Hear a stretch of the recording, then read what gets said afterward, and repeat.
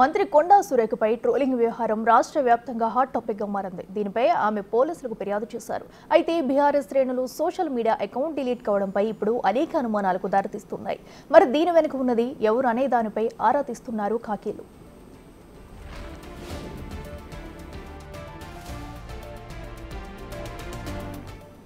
ఇటీవల ఓ అధికారిక కార్యక్రమంలో బీజేపీ ఎంపీ రఘునందన్ రావు, మంత్రి కొండా సురేఖలు పాల్గొన్నారు. ఈ సందర్భంగా సురేఖ మెడలో రఘునందన్ రావు చేనేత నూలు దండ వేశారు. ఈ సందర్భంగా తీసిన ఫోటోను హరీష్ రావు ఫోటో ఉన్న అకౌంట్ నుంచి పోస్ట్ చేశారు. దీనికి అభ్యంతరకర వ్యాఖ్యలు చేయడంతో పాటు విస్తృత స్థాయిలో ప్రచారం చేశారు. దీనిపైనే కొత్త రాజకీయం మలుపుకుంది. దీనిని సీరియస్ గా తీసుకున్న మంత్రి కొండా సురేఖ తీవ్ర భావోద్వేగానికి లోనయ్యారు.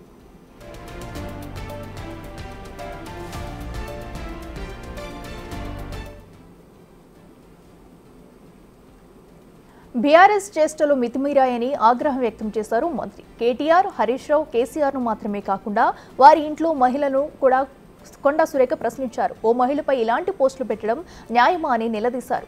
హరీష్ రావు ఫోటోతో ఉన్న ట్విట్టర్ అకౌంట్ నుంచి ఆ పోస్టు రావడంతో హరీష్, కేటీఆర్ క్షమాపణలు చెప్పాలని డిమాండ్ చేశారు. అంతేకాదు, ఇంకోసారి ఇలాంటి నీచమైన ఫోటోలు పెడితే వీధుల్లో తిరిగే ప్రసక్తే లేకుండా చేస్తామని వార్నింగ్ ఇచ్చారు.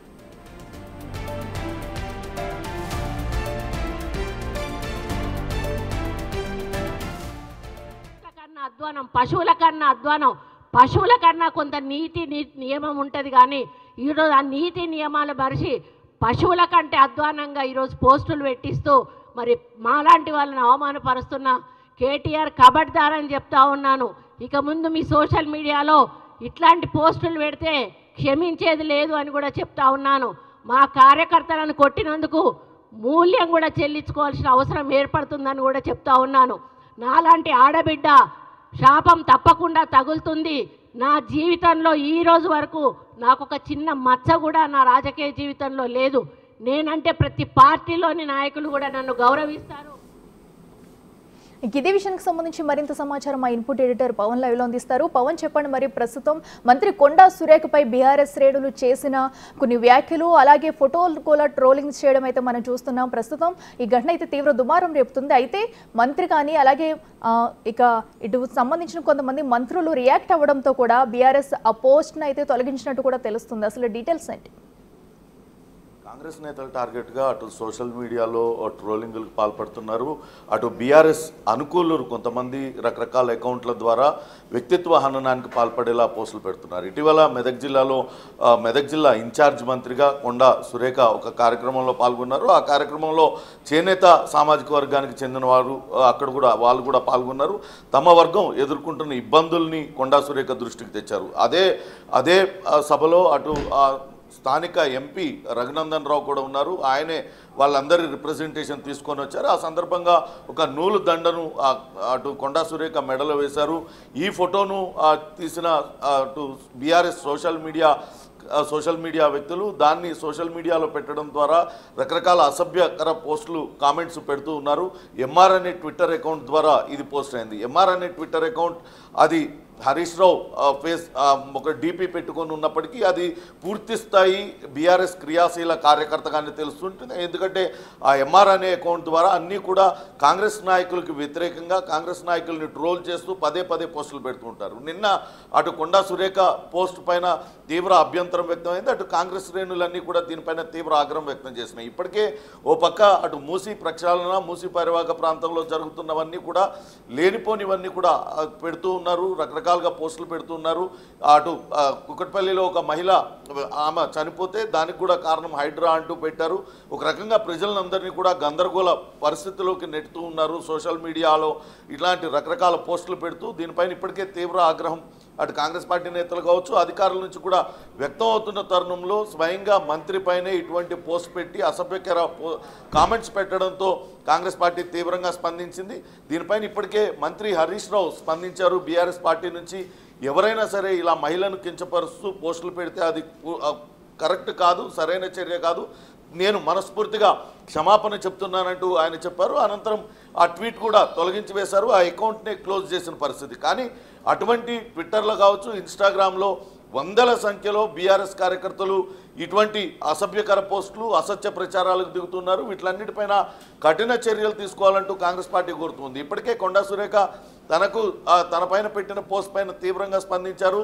దీనికి కేటీఆర్ సమాధానం చెప్పాలి. కేటీఆరే ఇటువంటి సోషల్ మీడియా హ్యాండిల్స్ అన్నింటినీ కూడా ప్రోత్సహిస్తూ ఉన్నారు. వాళ్ళందరినీ ప్రత్యేకంగా వాళ్ళకి ఏర్పాటు చేసి వాళ్ళతో అటు కాంగ్రెస్ పార్టీ నేతలు కార్యకర్తల వ్యక్తిత్వ హననానికి పాల్పడేలా చేస్తున్నారు. కాబట్టి కేటీఆర్కి వార్నింగ్ ఇచ్చారు. ఇటువంటి చర్యలు మానుకోవాలంటూ తన పైన పెట్టిన పోస్టుకు నిజంగానే నీకు దమ్ముంటే నీ తల్లికి భార్యకి చూపించాలంటూ కూడా కొండా సురేఖ సవాల్ విసిరిన పరిస్థితి ఉంటుంది. ఏమైనప్పటికీ ఆ ట్విట్టర్ అకౌంట్ ఎవరు హ్యాండిల్ చేస్తున్నారు, ఎవరు చెప్తే ఈ పోస్ట్ పెట్టారు, లేకుంటే ఆ ట్విట్టర్ తర్వాత ఎందుకు డిలీట్ చేశారు, ఈ వివరాలన్నింటినీ కూడా ఇప్పటికే పోలీసులు సేకరిస్తున్నారు. ఇప్పటికే సోషల్ మీడియా పైన గట్టి నిఘా పెట్టారు. ఎందుకంటే ప్రభుత్వానికి వ్యతిరేకంగా రకరకాల పోస్టులు పెడుతూ అటు ప్రజల్లో అభద్రతాభావాన్ని కొంత గందరగోళ పరిస్థితిని లోకి నెడుతున్నారు. కాబట్టి వాళ్ళపైన కఠిన చర్యలు తీసుకోవాలంటూ ఇప్పటికే అధికారులని అటు ఆదేశించిన నేపథ్యంలో ఇప్పటికే సోషల్ మీడియా ఖాతాలపైన అన్నిటిపైన కూడా నిఘా పెట్టారు. ఖచ్చితంగా రాబోయే రోజుల్లో ఇటువంటి ట్రోలింగ్కు పాల్పడే వాళ్ళని వ్యక్తిగతంగా టార్గెట్ చేసి వాళ్ళపైన అటు క్యారెక్టర్ అసాసినేషన్కు పాల్పడేలా పోస్టులు పెట్టే వాళ్ళని ఖచ్చితంగా వాళ్ళందరినీ కూడా అడ్డుకట్ట వేసే ప్రయత్నం అయితే జరుగుతుంది. ఇప్పటికే మొన్న నల్లబాలు పేరుతో అటు బీఆర్ఎస్ కార్యకర్త ట్విట్టర్ అకౌంట్ను హ్యాండిల్ చేస్తూ ఉన్నారు. ఆయన పైన కేసు నమోదు చేశారు. వెంటనే హైకోర్టుకి బీఆర్ఎస్ నేతలందరూ కూడా హుటాహుటిన వెళ్ళి ఆయనకు యాంటిసిపేటరీ బెయిల్ తెచ్చుకున్న పరిస్థితి.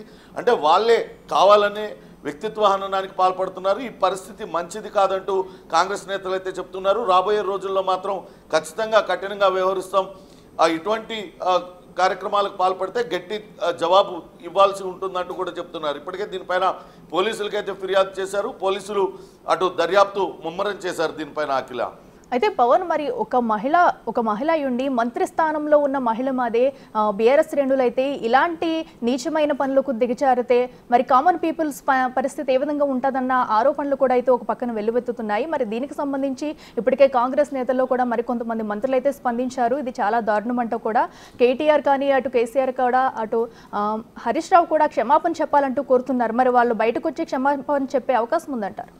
ఇప్పటికే దీనిపైనైతే మంత్రి హరీష్ రావు స్పందించారు.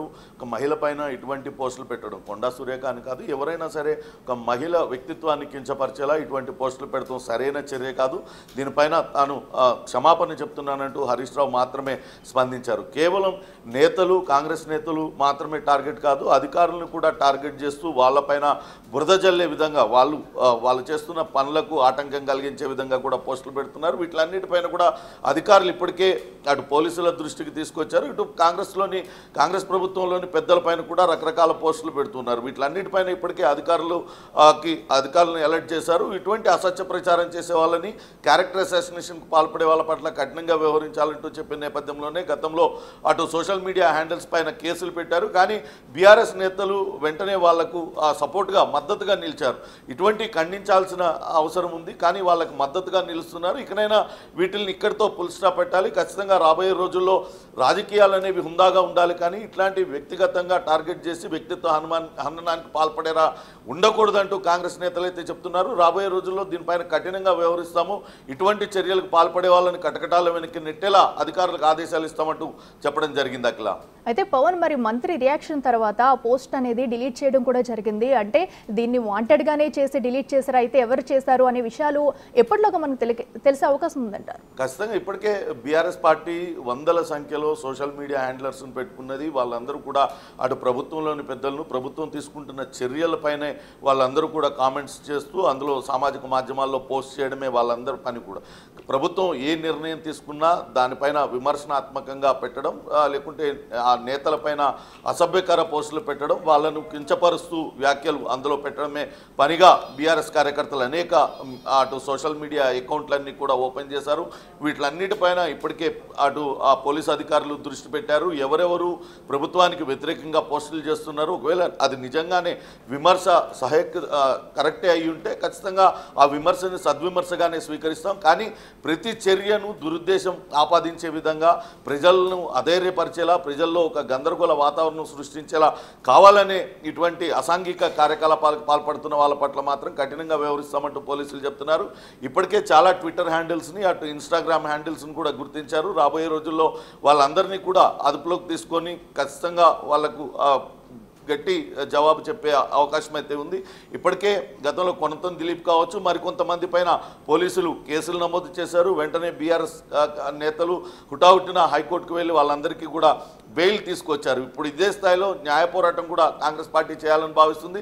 అటువంటి వాళ్ళకి ప్రొటెక్షన్ కల్పించడం ద్వారా కేవలం కాంగ్రెస్ పార్టీ నేతలే కాదు, అధికారులే కాదు, సామాన్య ప్రజలు కూడా టార్గెట్ అవుతారు. దీనికి ఎండ్ కార్డ్ పెట్టాల్సిన అవసరం ఉందంటూ కాంగ్రెస్ నేతలు భావిస్తున్న నేపథ్యంలో ఖచ్చితంగా అధికారులకైతే గట్టి ఆదేశాలు ఇచ్చారు. అలానే న్యాయ పోరాటం చేయడానికి కూడా కాంగ్రెస్ పార్టీ సిద్ధపడుతుంది. Akhila. Right Pawan, thanks for updates.